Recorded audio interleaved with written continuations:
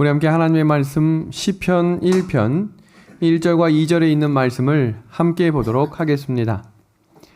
복이 있는 사람은 악인들의 꾀를 따르지 아니하며 죄인들의 길에 서지 아니하며 오만한 자들의 자리에 앉지 아니하고 오직 여호와의 율법을 즐거워하여 그의 율법을 주야로 묵상하는도다. 아멘.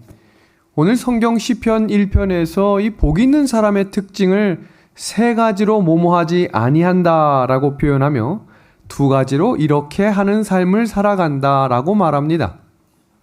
여기 첫 번째 모모하지 아니한다라고 하는 단어를 보면 악인들의 무엇을 따르지 않는다라고 말합니까? 꾀를 따르지 않는다 그랬고요. 그 다음 어느 길에 서지 않는다고 또 이야기합니까? 죄인들의 길에 서지 않고 다음 또 어디에 앉지 않는다고 이야기했냐면 오만한 자들의 자리에 앉지 아니한다라고 말했습니다. 복 있는 사람은 죄에 대해 아닙니다 라고 말할 수 있는 성도라고 이야기했습니다. 죄인들의 생각 아닙니다. 죄인들의 자리 아닙니다. 죄인들과 함께하는 행동하지 않겠습니다 라고 이야기하고 두 가지를 하겠다라고 말했는데 여기 무엇을 즐거워하고 무엇을 묵상한다라고 말했습니까? 하나님의 율법을 즐거워하고 그 율법을 주야로 묵상한다라고 말했습니다. 주석은 하나님이 기뻐하시는 일을 하는 사람을 복 있는 사람이라고 이야기했습니다. 왜 하나님께서는 죄의 길을 가지 않는다고 이야기했을까요? 하나님과 죄는 함께할 수 없기 때문입니다. 제가 왜 오늘 이 시편 1편을 가지고 오늘 예수님의 신성과 인성을 공부하려고 하는가? 성경은 전체 1189장으로 되어 있는데요. 가장 정중앙에 있는 책을 꼽으라면 그 책이 바로 시편입니다. 그래서 그 시편은 성경 창세기부터 요한계시록까지 전체적인 예수님의 중심의 이야기를 시편 1편부터 150편까지 그 예수님에 대해 집중적으로 소개하고 있는 책이기 때문입니다. 시편 1편에서 예수님의 생애를 다음과 같이 소개합니다. 예수님은 이 땅에서 유일하게 죄 없는 의인이셨음을 소개하고 예수님은 이 땅에서 사실 때 악인들의 꾀를 따르지 않고 죄인들의 길에 서지 않으셨으며 오만한 자들의 자리에 앉지 않으신 분임을 소개하는 챕터입니다. 예수님은 언제나 여호와의 율법을 즐거워했고 그 율법을 주야로 묵상했던 분이셨습니다. 우리가 시편 1편을 암기하거나 내용에 대해 들을 때 대부분 이것을 나의 삶에 적용을 하지만 사실 이 이야기는 예수님의 이야기였던 것입니다. 예수님은 시냇가에 심겨진 나무처럼 성령의 열매가 풍성하셨고 예수님은 은혜의 잎사귀가 가득하여서 수고하고 무거운 짐진 자들에게 언제나 그분 아래로 초청하시며 안식을 누릴 수 있도록 하셨다라고 이야기합니다. 우리가 지금 예수님에 대해서 살피고 있는데요. 지난 시간에 우리가 살폈던 성육신 뭐였죠? 성육신이라고 하는 것은 하나님이 사람이 되셨는데 문제는 1세기부터 4세기까지 예수님이 이 땅에 계실 때도 문제시 삼았지만 예수님이 부활하시고 승천하신 이후에도 지금 현대신학에서도 여전히 예수님의 인성에 대해서 완전론에 대해서 뜨거운 문제 제기를 하고 있는 수많은 사람들이 있습니다. 오늘 우리가 함께 살필 내용들은 조금 어려워요. 그런데 이 내용 또한 우리가 깊이 함께 공부해야 되는 이유 중에 하나는 교회 안에 이 문제를 놓고 뜨겁게 논쟁하고 있는 또 다른 공동체도 있고 또 재림교회 외에도 이 부분을 놓고 여전히 그 문제로 씨름하고 있는 수많은 기독교인들이 있기 때문에 예수님께서 과연 우리와 같은가 다른가? 예수님은 과연 이 땅에 오실 때 죄 있는 모습으로 오셨는가? 죄 없는 모습으로 오셨는가? 물론 예수님을 은혜로 믿고 구원을 받는 것은 맞지만 마지막 때에 마태복음 24장의 교회를 여러 가지로 흔드는 요인 중에 하나가 뭐라고 했냐면 거짓 증거, 거짓 선지자, 거짓 교사들이라고 이야기했습니다. 그래서 오늘 이 예수님이 우리와 같은지 다른지 성경적으로 무엇을 소개하고 있는지를 함께 살펴보도록 하겠습니다. 성경 말씀 요한복음 1장 1절과 14절 말씀, 지난 시간에 함께 살폈던 내용인데요. 태초에 말씀이 계시니라. 이 말씀이 하나님과 함께 계셨으니 이 말씀은 곧 하나님이시니라. 말씀이 육신이 되어 우리 가운데 거하심에 우리가 그의 영광을 보니 아버지의 독생자의 영광이요 은혜와 진리가 충만하더라. 여러분, 예수님은 완전한 하나님이심을 믿으십니까? 아멘입니다. 그럼 또 하나요. 예수님은 완전한 사람이심을 우리가 고백할 수 있을까요?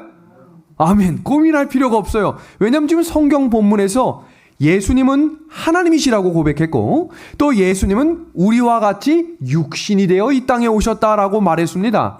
그래서 우리는 예수님의 신성과 인성에 대해 명확히 한 번쯤은 더 공부하고 이해할 수 있는 시간들이 필요합니다. 그래서 우리가 매주 화요일마다 깊이 있는 성경을 연구할 수 있는 특별한 기회를 하나님께서 주셨기 때문에 우리 함께 두 눈 크게 뜨고 필기도구 잘 준비하셔서 공부할 수 있는 내용들을 잘 필기해 두셔서 우리 자녀들에게 또 이 문제가 교회에서 여러 번 문제가 될 때 이 성경 구절이 왜 우리에게 이렇게 적용해야 되는지를 함께 잘 정리해 두시기를 바랍니다.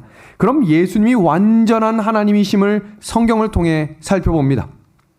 요한복음 8장 58절과 59절에 보면 예수님께서 무슨 말씀을 하셨는데 바리새인과 서기관들이 돌을 들어 치려 하는 장면이 나옵니다. 그 장면을 잠깐 보시면 이렇게 기록됩니다. 예수께서 이르시되 진실로 진실로 너희에게 이르노니 아브라함이 나기 전부터 내가 있었다. 영어 성경엔 I am이라고 되어 있는데요. 그들이 그를 돌로 치려고 한다라고 이야기합니다. 도대체 무슨 이유 때문입니까? 내가 있다. 이 말은 여호와 하나님의 뜻 이름이 스스로 있는 자라는 뜻이거든요. 이 장면이 언제 기록됐냐면 출애굽기 3장 14절에 하나님께서 모세를 부르실 때 모세에게 자신을 소개하시면서 뭐라고 소개하고 있는가 볼까요? 하나님이 모세에게 이르시되 나는 스스로 있는 자니라. 또 이르시되 너는 이스라엘 자손에게 이같이 이르기를 스스로 있는 자가 나를 너희에게 보내셨다 하라라고 말했습니다. 구약 시대의 여호와의 이름, 하나님께서 자신을 드러내실 때 나는 스스로 있는다. 피조물이 아니란 얘기예요. 신이란 이야기입니다. 그때 예수님이 성전에서 자기를 누구라고 표현합니까? 나는 하나님이다 이 말이에요. 하나님. 나는 너희들이 찾고 있는 그 어떤 사람이 아니라 누구라고 소개하는 거예요? 하나님입니다. 우리가 이 사실을 삼위일체를 공부할 때 3주 전에 한번 공부했었는데요. 당시 1세기 시대에 사도 요한이나 사도 바울이 성경을 기록했을 당시에 반삼위일체론에 대한 여러 가지 이론적 사상들이 팽배하고 있었습니다. 그 근거 성경 구절 중에 사용됐던 내용이 단일신론, 요한복음 17장 3절입니다. 영생은 곧 유일하신 참 하나님, 신명기 6장 4절에 하나님은 한 분이시다. alone. 한 분이시다. 유일하시다라고 하는 이 구절은 신약 성경에 모노스라고 사용되고 있는데요. 여러분, 모노스라고 하는 단어가 성경 유다서 1장 4절에 예수님이 어떤 분이신지를 소개할 때도 동일한 단어로 쓰고 있습니다. 홀로 하나이신 주제 곧 우리 주 누구라고 되어 있어요? 예수 그리스도라고 되어 있습니다. 예수 그리스도가 하나님이심을 부인하게 되면 이것은 하나님이 존재하지 않는다라고 이야기한다는 것입니다. 요한일서 5장 20절의 말씀입니다. 또한 우리가 참된 자 곧 그의 아들 예수 그리스도 안에 있는 것이니 그는 예수님이 누구라고 소개하고 있어요? 정확하게 참 하나님이시요 영생이시니라 라고 말합니다. 그럼 성경에서 하나님께서도 예수님에 대해 뭐라고 표현하고 있는가 보겠습니다. 히브리서 1장 8절 다 같이 한번 읽어볼까요? 아들에 관하여는 시작. 아들에 관하여는 하나님이여 주의 보좌는 영영하며 주의 나라의 규는 공평한 규이니이다. 여러분, 시편과 히브리서 기자가 서로 상호간에 성경을 인용하는 장면이 시편 45편 6절에 이 말씀을 그대로 인용하며 하나님께서 아들에 대해 뭐라고 소개하고 있어요? 이는 하나님이시다라고 이야기합니다. 그래서 하나님께서는 완전한 스스로도 나는 하나님이다라고 소개했고, 시대에 따라 사도들이 예수님을 전할 때도 그는 하나님이시다라고 이야기했고, 성경에 창조하셨던 하나님께서 예수 그리스도를 지금 뭐라고 표현하고 있어요? 아들 하나님이라고 표현하고 있습니다. 그럼 두 번째, 예수님은 완전한 사람이시다라고 하는 장면을 살펴보도록 하겠습니다. 여러분, 빌립보서 2장 6절과 8절에 그는 근본 하나님의 본체시나라고 되어 있는데요. 이 본체라고 하는 단어는 하나님의 본질과 속성이 똑같다는 것입니다. 똑같다. 본질과 속성이 똑같을 때 사용하는 단어가 이 모로페라고 하는 단어인데요. 성경에 우리가 함께 살폈던 내용 중에 하나님의 공유할 수 없는, 하나님만이 가지실 수 있는 속성이 뭐였냐면 전지하시고 전능하시며 영원하시고 무소부지하시며 주권을 가지신 분이다. 그래서 성경에서 예수님이 직접 자신을 표현할 때 나를 본 자는 누구를 보았다라고 이야기하고 있어요. 아버지를 보았다라고 이야기합니다. 그 다음 두 번째로 나오는 단어 볼까요? 사람들과 같이 되셨다라고 이야기합니다. 이 단어의 뜻은 오모히 오마, 호모이 오마라는 것인데 우리하고 완벽하게 똑같다는 것입니다. 완벽하게. 이제 예수님에 대해, 인성에 대해 배우겠지만 예수님이 우리가 아프고 우리가 치유받아야 하고 우리가 상처받았던 거 성경에 뭐라고 이야기하냐면 알고 계신다 그랬어요. 왜 그 이유를 알 수 있는가? 사람들과 같이 되셨다라고 표현하고 있기 때문입니다. 그런데 문제가 있어요. 그것은 뭐냐면 예수님의 신분과 지위에 대한 도전이 있었습니다. 그 일이 언제 있었는가? 유다서 1장 6절의 말씀을 보겠습니다. 또 자기 지위를 지키지 아니하고 자기 처소를 떠난 천사들을 큰 날의 심판까지 영원한 결박으로 흑암에 가두셨으며 라고 이야기합니다. 여기 무엇을 지키지 않았다라고 이야기합니까? 지위인데요. 이것을 킹제임스 버전에서는 뭐라고 표현하고 있나 봅니다. 또 자기들의 무엇을 지키지 않았다고 되어 있어요. 처음 신분을 지키지 않았다라고 말합니다. 하나님의 지위에 도전하는 두 가지 경우가 있는데 첫 번째 경우는 피조물이 자기를 높여서 하나님과 같이 되려고 하는 것이 하나님께 도전하는 겁니다. 또 다른 경우는 하나님을 끌어내려서 하나님과 우리가 뭐라고 표현하냐면 같다라고 표현합니다. 이 두 가지는 대단히 위험한 것입니다. 하나는 결코 사람과 같을 수 없습니다. 근데 여기서 이야기하는 도대체 예수님은 우리가 어떻게 이해해야 할까? 여기 사탄이 자신 스스로가 자기를 높여서 누구와 같이 되려고 했죠? 하나님과 같이 되려고 했습니다. 그 장면 이사야 14장을 통해 함께 봅니다. 너 아침의 아들 계명성이요. 계명성이라고 하는 단어의 원어가 뭐냐면 헬렐이라는 뜻이 뭐냐면 빛나는 자, 찬란한 자, 금성이라는 단어를 쓸 때 헬렐이라고 씁니다. 그런데 여기서 보니까 헬라어로는 그 단어가 새벽별이라고 부르고 그 단어를 이 라틴어로 사용할 때 우리가 알고 있는 이름 루시퍼, 빛을 가진 자, 새벽별이라고 하는 단어로 자기 스스로를 지금 어디까지 높이고 있어요?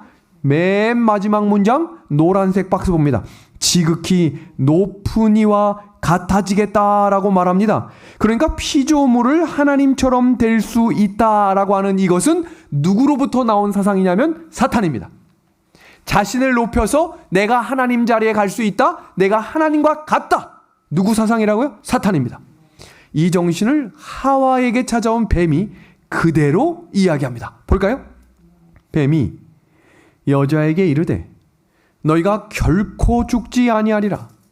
너희가 그것을 먹는 날에는 너희 눈이 밝아져. 이어지는 문장 봅니다. 누구와 같이 되겠대요? 누구와 같이? 하나님과 같이 되겠다라고 말합니다. 그러니까 이 하나님과 같이 되겠다라고 하는 이 말하는 뱀의 배우가 누구란 얘기예요? 누구의 정신이에요 지금? 사탄, 마귀의 정신입니다.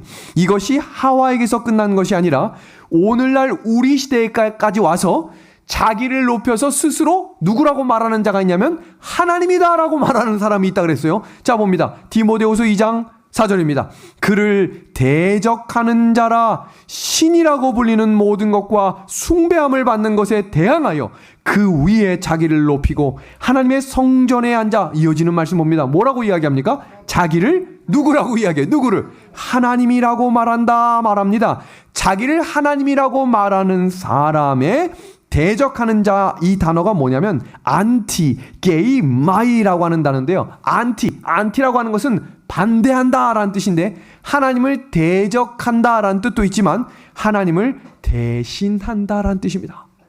그래서 오늘날 어떤 종교에서 자꾸 스스로 자칭 예수라고도 하고 자기가 재림 예수라고도 하며 자기를 높여서 스스로 자기를 누구라고 해요? 나 하나님은 이렇게 이야기하고 있어요. 누구의 정신인 겁니까? 사단입니다. 그것이 이사야 14장, 창세기 3장에 이어져서 오늘날까지 이어지면서 스스로를 높여서 피조물이 하나님과 같이 되겠다라고 하는 그 정신은 사단의 정신이다. 그래서 우리가 함께 다니엘서 7장을 공부할 때 작은 뿔에 대해서 한번 깊이 공부했던 적이 있었어요. 그래서 이 내용을 한번 기회가 되실 때 이 피조물을 스스로 높여서 하나님과 같이 되려고 하는 존재를 왜 성경 다니엘서에서는 작은 뿔이라고 이야기했는지도 한번 복습해서 들어보시면 도움이 될 것이라 생각합니다. 다음은 하나님을 끌어내려서 피조물과 같이 되게 하는 사상이 팽배했습니다. 그러니까 예수님을 믿을 수 없는 존재, 그냥 한 번쯤 지나가는 사람으로 표현하고 있습니다. 여러분, 신인 동형 동성론이라고 하는 이 신학적 용어가 있는데요. 하나님의 속성을 인간의 신체 부분이나 행위, 감정 등으로 표현한다. 여러분, 이 마지막에 교회 안에서 일어나는 싸움은 무엇과 무엇으로 싸우냐면 감정 싸움이 아니라 말씀 대 말씀으로 싸웁니다. 예수님을 40일 광야에 이 넘어져 있는 예수님을 끌어내리기 위해 사탄이 찾아가서 뭐로 싸웠습니까? 말씀으로 싸웠어요. 사탄, 예수님도 기록되었으되라고 말했지만 사탄도 뭐로 싸웠습니까? 기록되었으되로 싸웠어요. 그러니까 마지막 싸움은 말씀 대 말씀으로 싸우기 때문에 말씀에 대한 정확한 이해가 우리에게 있어야 합니다. 그럼 동형론에 대해서 한번 살펴볼까요? 성경 시편 89편 13절에 하나님에게도 팔과 손이 있다. 그러니까 하나님도 지금 뭐라고 표현하고 있는 거예요? 사람이다 이 말입니다. 주의 팔에 능력이 있사오며 주의 손은 강하고 주의 오른손은 높이 들리우셨습니다. 그 다음 시편 18편 8절에 그의 코에서 연기가 오르고 입에서 불이 나옵니다. 그러니까 하나님한테 지금 뭐가 있다는 거예요? 코도 있고 입도 있다. 다음입니다. 역대하 16장 9절에 여호와의 눈은 온 땅을 두루 감찰하사 전심으로 자기에게 향하는 자들을 위하여 능력을 베푸신다. 지금 하나님 앞에 눈이 있다라고 이야기합니다. 이런 표현은 하나님이 우리와 똑같이 손과 눈이 있다는 걸까요? 그럼 하나님이 눈이 있으면 시력이 얼마쯤 될까요? 한 5.0 됩니까? 하나님도 우리처럼 손톱이 자라나서 이렇게 손톱을 일주일에 한 번씩 잘 자르셔야 되는 분입니까? 하나님이 우리와 같다고 생각하면 이 문제가 되는 것들이 있어요. 그런데 여기 창세기 11장 5절을 보니까 여호와께서, 이 바벨탑 사건이죠, 사람들이 건설하는 그 성읍과 탑을 보려고 내려오셨다라고 하는 이 표현은 어떤 의미냐면 하나님께서 사람이 하는 일을 다 알고 계신다는 은유적 표현이지 하나님이 직접 내려왔다 갔다. 왜요? 하나님은 무소부재하신 분이기 때문에 굳이 이곳에 내려오시지 않아도 모든 일을 감찰하시며 모든 일을 움직이실 수 있는 분이라는 사실입니다. 그런데 이 해석과 인성론에 대해 시비를 걸고 이론적 시비를 거는 많은 학자들이 봐라, 예수님은 이렇게 눈, 코, 입이 있는 우리와 같은 사람이다라고 하는 초점을 맞추고 있지만 이 본문 속에서 이야기하는 것은 영이신 하나님의 의지를 은유적으로 표현하는 장면으로 사용하고 있다는 것입니다. 다음은 동성론입니다. 이 동성론은 하나님이 화를 냈다, 진노하셨다, 그러니까 우리와 같은 성품과 성질이 있다라고 하는데 전혀 다른 말이겠죠. 또 다른 성경 구절 출애굽기 34장 14절 하나님은 뭐하는 하나님이다 라고 표현하고 있어요. 질투한다. 이봐라, 하나님도 질투하신다. 다음 장면 봅니다. 사무엘상 15장 11절은 아주 유명한 장면입니다. 내가 사울을 왕으로 세운 것을 후회한다.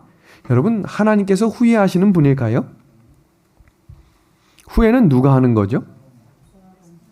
왜 하죠? 미래를 모르기 때문에. 왜냐하면 우린 그 너머를 모르기 때문에 무슨 일을 한 다음에 문제에 부딪히면 후회를 합니다. 그러면 안 되는데.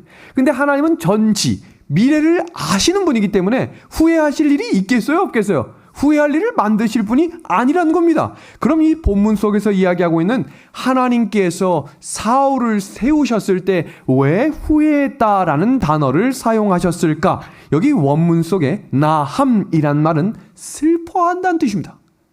이 슬퍼한다는 이야기가 왜 슬퍼한다라고 하셨을까요? 하나님께서 사울이라고 하는 왕을 세우실 때 사울이 이렇게 하나님의 말씀을 버리고 하나님의 말씀을 업신여길 것을 알고 계셨을까요? 모르고 계셨을까요? 성경은 이렇게 이야기합니다. 그 후회에 대해서 이런 표현으로 우리에게 소개합니다. 하나님의 후회는 인간의 후회와 같지 않다. 인간의 후회는 마음의 변화를 의미하고, 우리 하나님의 후회는 다 같이 한번 읽어볼까요? 시작. 하나님의 후회는 환경과 관계의 변화를 의미한다. 결혼을 했는데 만난 남편과 만난 아내가 서로 후회할 수 있습니까? 후회할 수 있죠. 이럴 줄 몰랐다라고 말할 수 있어요. 그러면서 왜 이런 사람을 만났을까라고 후회할 수 있습니다. 그러면 지금 뭐가 변한 겁니까? 이 두 사람의 마음이 변한 거예요. 마음이 변하면 후회가 됩니다. 그런데 하나님의 후회는 마음의 변화가 아니라고 말합니다. 그러니까 사울을 왕으로 세웠다라고 하는 이 사실 자체를 후회하는 마음의 변화가 아니라는 거겠죠. 그럼 하나님께서 지금 무엇을 후회한다라고 표현했을까요? 사울을 계속 왕의 자리에 두면 하나님께서 사울이 왕의 자리뿐만 아니라 구원의 관계까지도 끊어질 것을 아셨기 때문에 하나님께서 그 사람을 여전히 사랑하세요. 하나님은 일을 잘하기 때문에 사랑하는 분이 아니겠죠. 그래서 달란트의 비유나 충성된 종들의 비유에 일을 많이 하거나 이익을 많이 낸 사람에게 초청하시거나 칭찬하시는 장면이 아니라 자기에게 맡겨진 직분을 충성되게 일하는 사람들에게 형통을 주셨다라고 소개하고 있는 겁니다. 그럼 지금 이 사울이 자기에게 맡겨진 역할을 잘 못하고 있어요. 그렇다면 하나님께서 어떻게 하시냐면 환경의 변화를 주심으로 그 구원의 관계까지 잃어버리지 않을 수 있도록 하나님께서 그를 구원해 주시는 관계를 지금 뭐라고 표현하고 있냐면 환경과 관계의 변화를 허락하셨다. 이 단어를 나함, 후회했다라고 말합니다. 우리의 삶 속에서 어느 때 갑자기 생각지 않은 환경의 변화가 일어날 때가 있습니까? 내 생각과 내 계획과 다른 일들이 일어날 수 있어요. 그래서 이 일이 내 잘못인가? 아니요. 우리는 어떤 길로 가든지 하나님께서 그 걸음을 인도하실 분임을 믿으시기를 바랍니다. 내 계획과 내 뜻대로만이 아니라 내가 전혀 생각하지 않았던 길일지라도 하나님이 내 삶의 주권자가 되시고 내 길을 책임지시는 분이라고 믿는다면 지금 이 환경의 변화까지도 누가 허락하고 계심을, 하나님이 허락하고 계심을 믿는 믿음이 우리에게 필요합니다. 그러니까 우리에게 중요한 것은 무엇이냐면 하나님은 다윗도 사랑하시지만 누구도요, 사울도 끝까지 사랑하시는 분임을 기억하게 되기를 소망합니다. 사울이 다윗을 죽이려고 했기 때문에 하나님이 다윗만 사랑하고 사울을 버리시는 것이 아니라 사울도 사랑하셨기 때문에 후회한다라고 표현하며 그를 환경과 변화를 주심으로 그에게도 다시 한번 은혜의 시간을 허락하셨다라고 이야기하고 있는 것입니다. 그래서 우리에게 이 장면 속에서 화내시고 질투하시고 후회하시며 한탄하셨다라고 하는 이 의미는 인간적인 언어로 하나님의 마음을 표현한 것이지 하나님이 이런 인간적인 성품을 가지고 계신다라는 것이 아님을 소개하고 있는 것입니다. 여기 한번 이걸 좀 볼까요? 여러분, 이 자석을 우리가 잘 알고 계시죠? N극하고 S극을 놓으면 서로 어떻게 하는 성질이 있는 걸 알고 계십니까? 붙죠. 근데 만약에 N극과 N이 같이 있으면 어떻게 됩니까? 밀어냅니다. 자, 여기서 중요한 것은 감정이 섞여서 밀어내는 겁니까? 아니면 원래의 성질이 그렇기 때문에 밀려나는 겁니까? 원래, 이게 중요한 거예요. 하나님께서 왜 죄와 함께 하실 수 없는가 하는, 하나님과 죄는 성질 자체가 다르기 때문에 붙어 있을 수가 없는 거예요. 그러니까 우리가 죄를 마음에 품으면 하나님 곁에 갈 수가 없어요. 그래서 성경에 인침을 받는 자는 죄를 버림으로 성령께서 그 마음 가운데 그 죄를 끊어낼 수 있도록 도우시겠다고 했고, 그 성령께서 주시는 반복되는 마음을 품고 걸어가는 과정을 성화라고 말하는 거예요. 그러니까 우리가 반복적으로 짓는 죄들을 마음에 품으면서 입으로만 하나님을 사랑한다라고 하는 것은 매우 위험한 행동입니다. 그러니까 우리가 말씀을 들을 때 이것은 이렇게 하지 말라고 성경이 말합니다 라고 이야기하면 나랑은 좀 다르네, 이건 말씀을 거절하는 것이 되기 때문에 하나님 저 말씀이 나에게 주시는 말씀이라면 예수님의 마음을 나에게도 허락해 주십시오 라고 기도하셔야 하는 겁니다. 그래서 영감의 글을 보면 예수님께서는 죄와 함께 하실 수 없는 분이었기 때문에 죄인들은 사랑하셨지만 죄를 미워하셨다라고 표현하고 있는 것입니다. 그래서 영감의 글은 우리에게 이렇게 표현합니다. 하나님의 아들께서 하늘에서 강림하신 것은 하나님 아버지를 나타내시기 위함이었다. 본래 하나님을 본 사람이 없으되 아버지 품속에 있는 독생하신 하나님이 나타나셨느니라.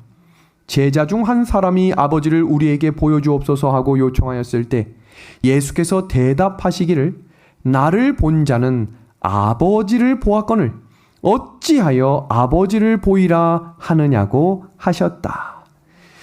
예수님의 인성을 우리가 이해한다는 것, 우리가 지난 시간에 구속의 경륜은 우리가 측량할 수 없는, 다 이해할 수 없는 부분이다 라고 표현했죠. 예수님의 인성을요, 한 신학자가 뭐라고 표현했냐면 지구가 있죠. 그럼 지구에 이 점 하나를 찍었어요. 이것이 예수님의 인성을 바라보는 우리의 측면인데, 예수님의 인성은 너무나 넓고 너무나 깊기 때문에 우리의 인간적인 지혜로 다 이해할 수 있다는 얘기일까요? 없다는 얘기일까요? 이해할 수 없어요, 사실.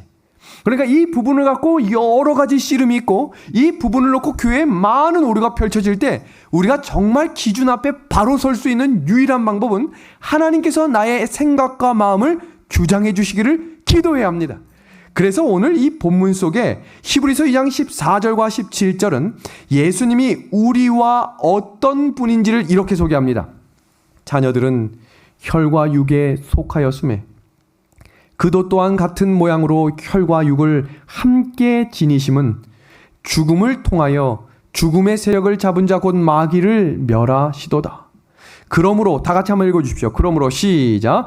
그러므로 그가 범사의 형제들과 같이 되심이 마땅하도다. 여러분, 이 구절을 잘 보시면 예수님이 우리와 완전히 똑같다라고 생각할 수 있지만 이 한 구절만 보고 그런 성급한 판단을 내리시면 안 됩니다. 자, 여기 봅니다. 자녀들은 혈과 육에 뭐 했다고 되어 있어요? 속하였다라고 표현했는데 히브리 원문을 보니까 완료형 능동태로 되어 있어요. 그러니까 우리는 태어날 때부터 혈과 육에 속해서 태어났다라고 말합니다.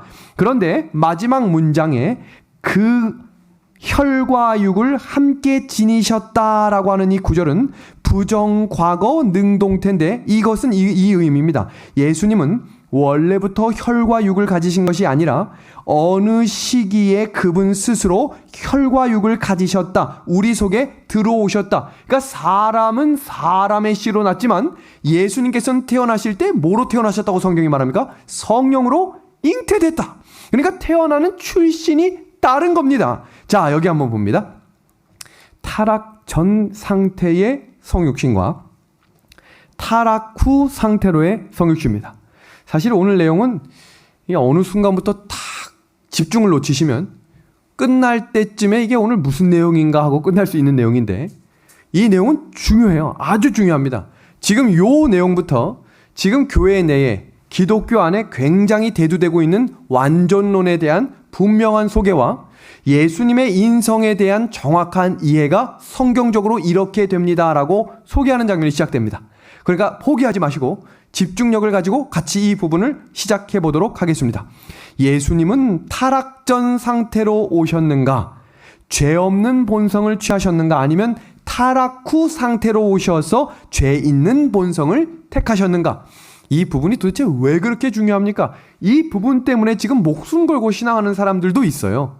그러니까 이 부분에 대한 이해가 명확히 필요한 시점이 된 겁니다. 자, 봅니다.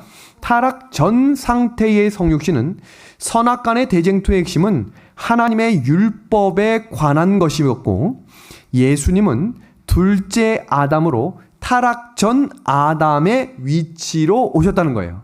세 번째는 예수님은 죄 있는 육신의 모양은 취하셨지만 모는 없으신 분이었어요. 죄는 없으신 분이었다. 네 번째는 완전이라고 하는 것은 죄 없는 완전이 아니라 지속적인 성품과 풍성적 완전을 가리킨다. 그래서 이 부분에서 강조하고 있는 것은 둘째 아담으로서의 예수님과 우리는 다르다라고 하는 것을 강조하는 시점이 타락전 상태로의 성육신으로 이 땅에 오셨다는 거예요. 그러니까 우리가 기억해야 될 것이 예수님이 베들레헴에서 태어나실 때 어떤 상태로 오셨는지, 성경 로마서에 죄인은 없는데 한 명도 없다, 의인은 한 명도 없다 그랬잖아요. 그럼 예수님이 이 땅에 오실 때 어떤 모습으로 오셨을까? 또 다른 파트에서는 그 예수님이 오신 상황을 이렇게 소개합니다.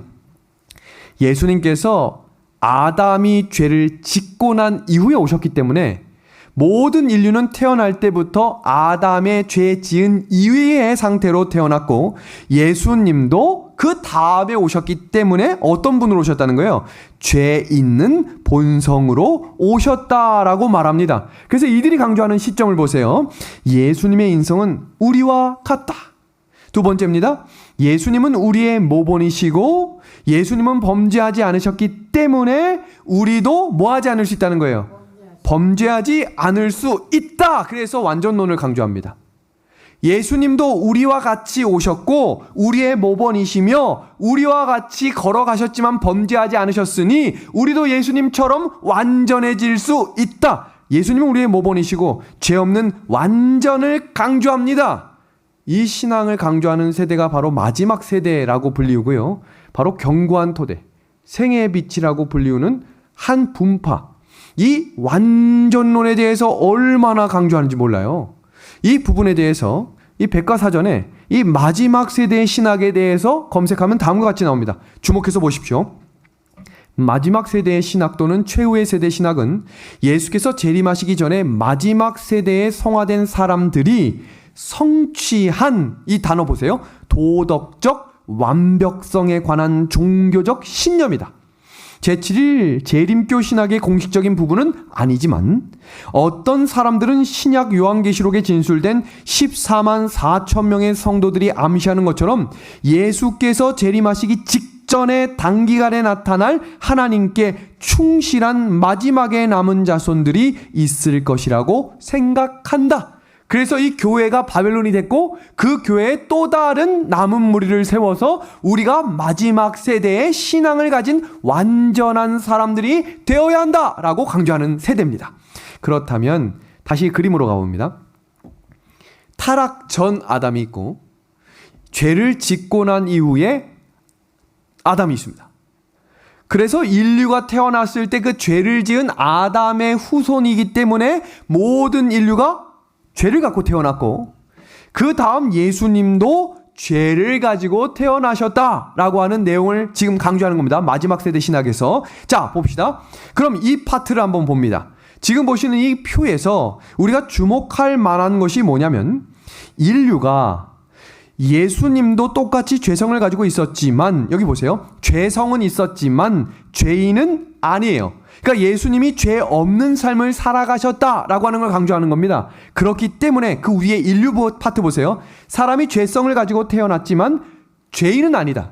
그런데 어느 시점부터 뭘 지은 거예요? 범죄를 지으면 그때부터 죄성을 가진 인간이 된다. 그러나 사람이 예수님을 만난 이후에 죄를 짓지만 회개하면 하나님이 다시 깨끗하게 해주십니까?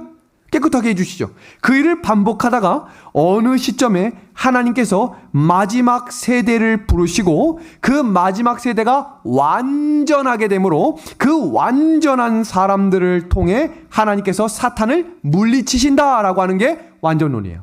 그러니까 우리가 스스로 완전해져야 이 완전한 세대에 함께 합류하게 되므로 하나님의 일이 맞춰질 수 있다. 근데 지금 이 초점이 누구에게 맞춰져 있는 것 같으세요? 예수님인 것 같아요. 지금 난 것 같아요. 그러니까 교회 안에 무슨 문제가 생기냐면 내가 변화되고 내가 이 일을 맞춰야 되기 때문에 나의 행동과 생각과 모든 것이 제어가 되어야 되는 거예요. 그래야 교회에 오면 뭐가 보이는 거예요? 잘 못하는 것들이 눈에 띄는 거예요. 저러면 되겠나? 이 교회가 이거 점점점 타락해지고 있네. 자꾸 어디에 초점을 맞추냐면 눈에 보여지는 것. 지금 사실 성경은 눈에 보이지 않는 것이 더 중요하다라고 이야기하는데, 왜냐하면 지금 여기 초점이 마지막 세대에 완전하게 되는 그 결과와 시작이 누구로부터 시작되는 거냐면 나로부터입니다. 그 성경 말씀이 이런 구절이 있어요. 율법이 육신으로 말미암아 연약하여 할 수 없는 그것을 하나님은 아시나니 곧 죄로 말미암아 자기 아들을 죄 있는 육신의 모양으로 보내어 육신의 죄를 정하셨다라고 말합니다. 여기 보면 여기 죄 있는 육신의 모양, 이 봐라, 예수님도 죄의 죄성은 가지고 있었다라고 표현합니다. 근데 이 장면을 예수님께서 마가복음 7장 20절에서 23절에 바리새인들이 서기관들과 함께 예수님의 제자들이 장로들의 유전을 따르지 않고 손을 씻지 않고 음식을 먹는 장면을 지적하는 장면이 나와요. 니는 왜 이렇게 더럽게 사냐? 그때 예수님께서 하신 말씀이 뭐냐면, 사람에게서 나오는 그것이, 사람이 손을 씻지 않는 것이 더러운 게 아니라 사람의 안에서 나오는 것이 그 사람을 더럽게 하는 것이다 라고 예수님이 소개하고 있는 겁니다. 그 장면 볼까요? 악한 생각, 곧 음란과 도둑질과 살인과 간음과 탐욕과 악독과 속임과 음탕과 질투와 비방과 교만과 우매함이니 이 모든 악한 것이 다 속에서 나와서 사람을 더럽게 하느니라. 그럼 만약에 예수님이 죄성을 가지신 분이라면 예수님이 이 땅에 오셨을 때 마음속에서 나오는 것이기 때문에 예수님이 어떤 이 예수님의 인성론을 강조하는 사람들 중에 어떤 사람이 있냐면, 마리아가 예수님의 발을 씻겨줄 때 예수님도 죄성을 가지셨었기 때문에 음란한 생각을 품었던 사람이다, 이렇게 표현하는 장면이 있어요. 그럼 뭐가 문제가 되냐면 예수님이 십자가에 달려 돌아가시는 게 의미가 없는 거예요. 죄 없는 자가 돌아가야 모든 구속의 경륜이 완성이 되는데 예수님 자체에 죄성이 있는데 그걸 억누르고 있다가 거 봐라, 예수님이 그렇게 억누르니까 우리도 그걸 잘 억누러가지고 예수님처럼 완전해지자라고 하는 그 원리를 이렇게 소개합니다. 그러나 예수님이 성경을 보면 어떤 분이신지 우리한테 이렇게 소개합니다. 한번 볼까요? 하나님이, 시작, 같이 읽어봅니다. 시작.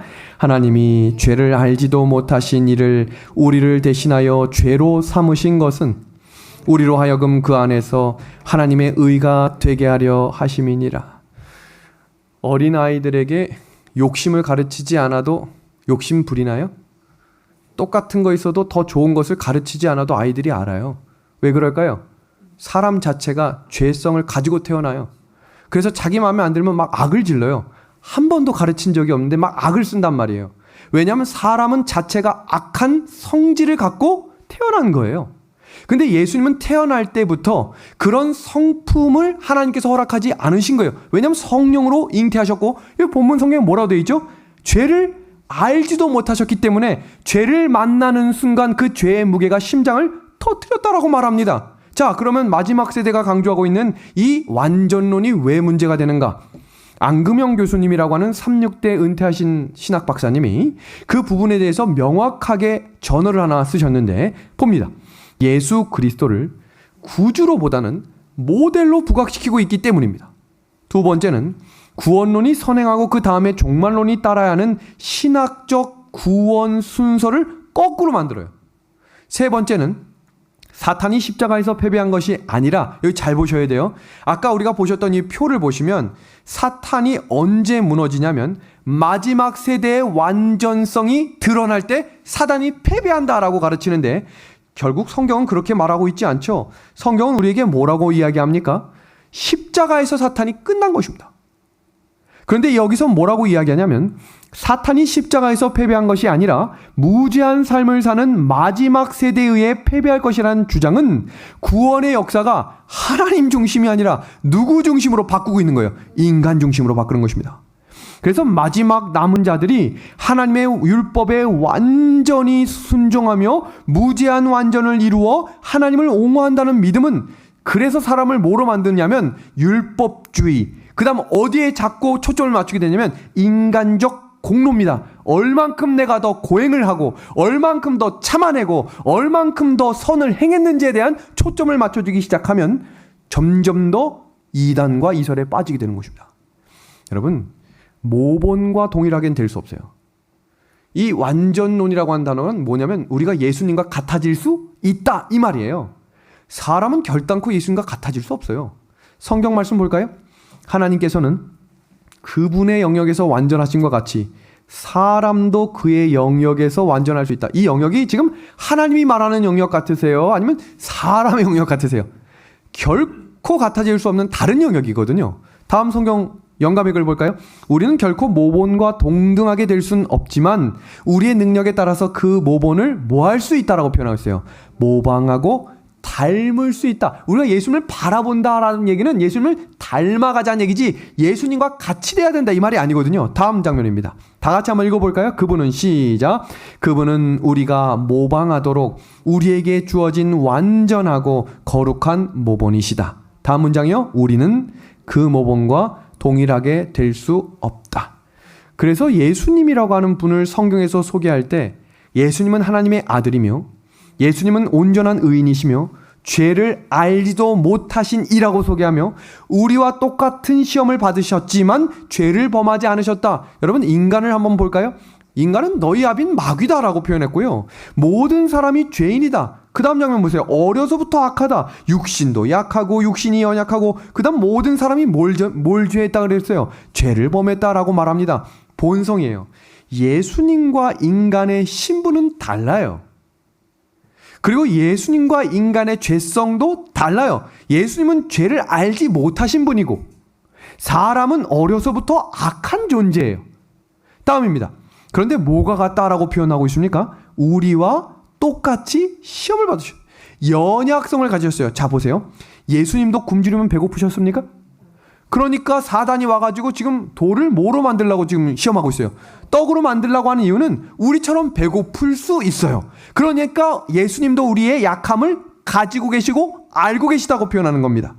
그런데 중요한 것은 죄를 범하시지 않았다. 죄성에서 다른 것이죠. 기본교리 28교리에서 예수님에 대해 이렇게 소개합니다.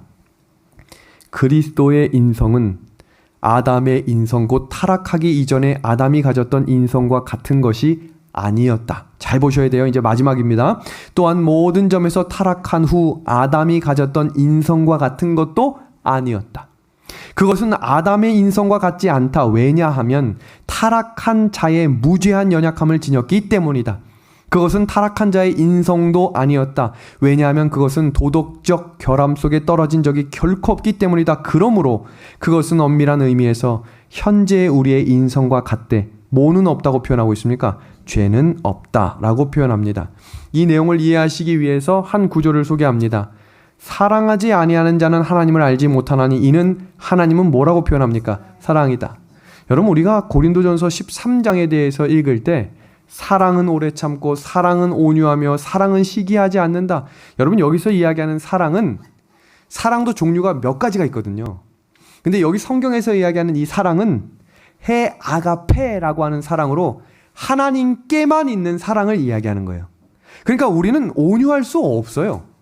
그리고 우리는 시기를 안 할 수가 없고 우리는 자랑하지 아니할 수가 없어요. 그러니까 사람은 입만 열면 자꾸 뭐 하는 거예요? 자랑해요. 내 공로를 자꾸 드러내요. 나를 자꾸 높여요. 그래서 성경은 왜 사랑은 이라고 표현했냐면 이 사랑이 하나님께만 있으니 그 사랑을 가지신 하나님께 나아가라는 거예요.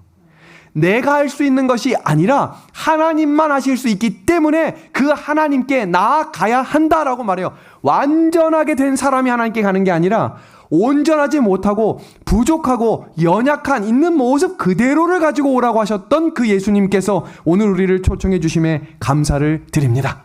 그래서 성경은 우리에게 이렇게 권면하며 히브리서 2장 18절은 이렇게 기록합니다. 그러므로 그가 범사의 형제들과 같이 되심이 마땅하도다. 이는 하나님의 일에 자비하고 신실한 대제사장이 되어 백성의 죄를 속량하려 하심이라. 그가 시험을 받아 고난을 당하셨은즉. 같이 읽어봅니다. 시험 받는 시작. 시험 받는 자들을 능히 도우실 수 있느니라. 예수님은 죄성은 없으셨지만 우리 모든 죄가 예수님께 짊어졌기 때문에 그 짊어진 죄 속에 실패, 낙담, 배신, 분노, 실패의 아픔을 아신 거예요. 전혀 느껴보지 못했던 그 감정들을 예수님이 느끼시자 죄가 있으니까 하나님과 어떻게 되는 거예요? 끊어지게 되는 고통을 아시게 됐다 그랬어요. 그래서 우리가 눈물 흘리는 것을 아신다는 거예요. 그 고통과 슬픔을 아시는 하나님께서 뭐라고 이야기하냐면 시험 받는 자들을 능히 도우실 수 있다고 했습니다. 우리에게 이런 예수님을 허락해 주신 하나님께 감사를 드립니다. 그 예수님께 치료받고 그 예수님을 의지하여 승리하는 것을 반복하는 성도들이 마지막 최후의 싸움에서 승리하는 예수님의 군사들이 될 것입니다. 그 온전하신 예수님을 닮아가는 자, 우리 믿음의 한 해 가족들이 되길 소망하며 오늘 성경 공부를 마치도록 하겠습니다.